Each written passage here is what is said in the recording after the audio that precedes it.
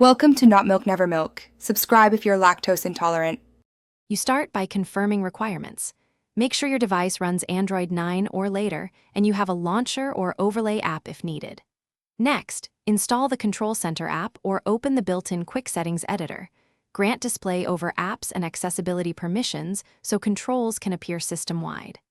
Once done, open the app and choose a layout template. This first action creates the floating panel and links to system toggles, so you can immediately test basic buttons and layout responsiveness.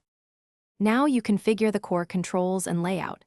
You add essential tiles like Wi-Fi, Bluetooth, Do Not Disturb, and a brightness slider, then assign gestures, set swipe to open notifications and long press to launch settings because gestures speed access.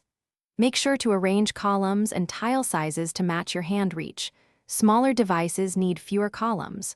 Also customize appearance. Pick colors, transparency, and animation speed so the panel blends with your wallpaper while staying readable during use.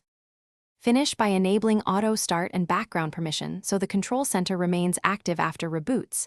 This prevents the panel from stopping unexpectedly. Test it across common scenarios. Play a video, open a game, and lock/unlock the phone to verify it overlays reliably and respects system security. If something breaks, try one quick fix. Revoke the overlay and accessibility permissions, reboot, then regrant them. This refresh solves most visibility and responsiveness issues without reinstalling the app. Thanks for watching. If this was helpful, leave a like and consider subscribing. See you next time.